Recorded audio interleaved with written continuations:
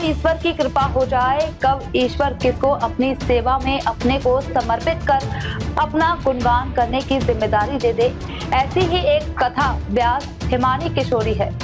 9 वर्ष की आयु में भगवत कथा का पाठ कर भक्तों में सनातन धर्म का प्रचार कर रही है। सादाबाद के गांव मणि नगला में भागवत कथा का आयोजन हुआ।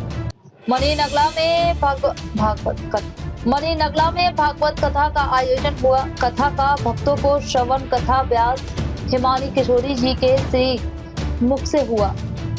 चाणक्य इंडिया के संवाददाता संजय सक्सेना से विशेष बातचीत में हिमानी किशोरी ने बताया, बचपन में कथा सुनने जाती थी। घर पहुंचकर सभी को जो भी याद होता वह सुनाती। पिता ने बताया, धीरे धीरे किशोरी का मन भागवत की ओर बढ़ने लगा। हमने भी पूरा सहयोग किया। 9 वर्ष की आयु कथा कर रही है, लेकिन पहचान मिली 2019 में और नाम मिला हिमानी किशोरी श्री धाम वृंदावन 11 वर्ष की आयु में। इंदौर एमपी जिला धार मांडव नीलकंठेश्वर में पहली कथा की पिता रामचरण ने पूरा सहयोग किया। गाय को राष्ट्रमाता घोषित किया जाए, सड़कों पर छोड़ो, गौशाला अब व्यापार बन गई है।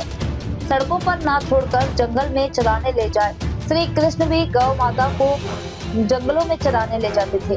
उनकी गाय के प्रति भावना से लोगों को सीखना चाहिए। और क्या बोली कथा व्यास हिमानी किशोरी चाणक्य इंडिया न्यूज पर, देखिए विशेष बातचीत। नमस्कार, स्वागत है आपका चाणक्य न्यूज इंडिया।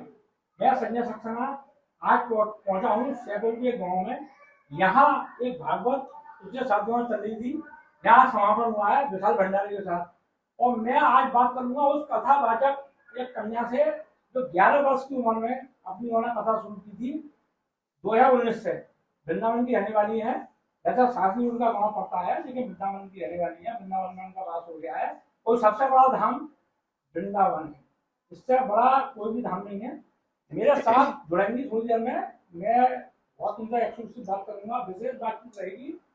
किस तरह की बात रहेगी मैं आपके सामने आऊंगा। मैं संजय सक्सेना। पहले तो आपका स्वागत है बहुत चाणक्य न्यूज में। कब से आप कथा कर रही हैं? सबसे पहला सवाल। राधे राधे सभी को। पहली कथा हुई थी 2019 में, तो 11 वर्ष की थी मैं, तब जिला धार मांडवगढ़ में पहली कथा हुई। उसके बाद अब कितनी कथा कर चुकी हैं अब तक? अब तक 52 कथाएं हो गई। भारत में करी है या कहीं और भी गई है बाहर कहीं? अभी तो भारत में ही हुई है। सबसे ऐसा विचार कब आया? ये 11 साल की उम्र में आपने पहली कथा की, कैसे विचार आया? क्या कथा में जाती थी सुनने के लिए या कैसा रहा? जी, गांव में कथा हुआ करती थी तो जाया करती थी। शुरू हो जाती कथा सबसे पहले जाती, तो वही बचपन था तो कुछ कथा सुनते, खेल में भी लग जाते। फिर जो याद रहती शाम को आके पिताजी को सुनाती, थोड़ा बहुत जो भी याद रहता।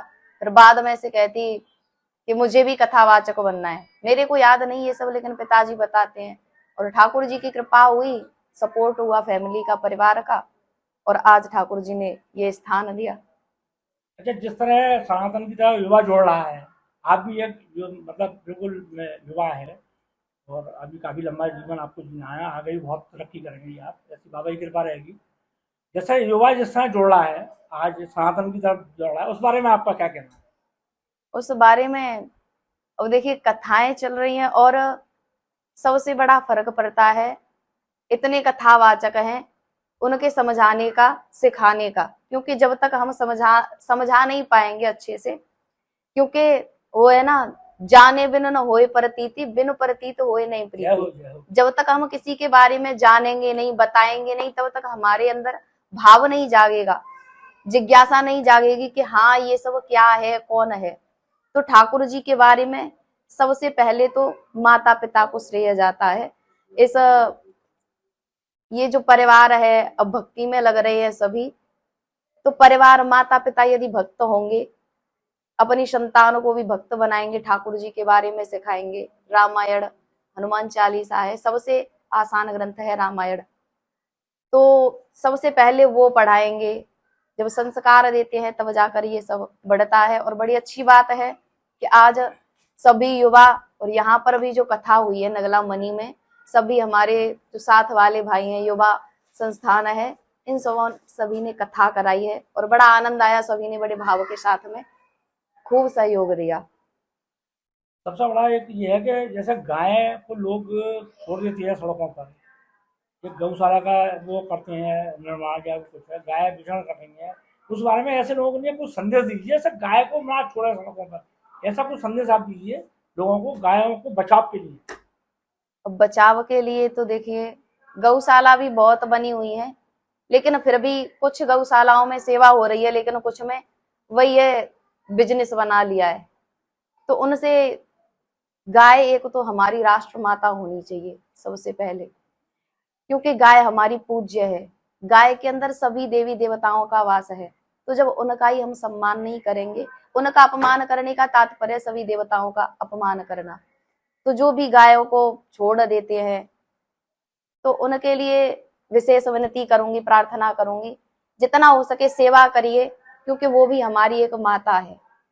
क्योंकि सबसे बड़े ग्वाल जो थे, सबसे जो ग्वाल का रूप में श्री कृष्ण जी ने गाय चराने जाते थे, इस तरह कथाओं में लिखा हुआ है और हकीकत में थी, वे ग्वाल थे सबसे बड़े हाँ, कृष्ण ठाकुर जी। तो उससे भी थोड़ा संदेश लोगों को लेना चाहिए। हाँ बिल्कुल, जो भी गायें छोड़ने की जगह आप चराने जाइए। और ठाकुर जी ने जो सेवा करी है गायों की, तो ये केवल दिखाने के लिए नहीं, हम सबको बताने के लिए करिए।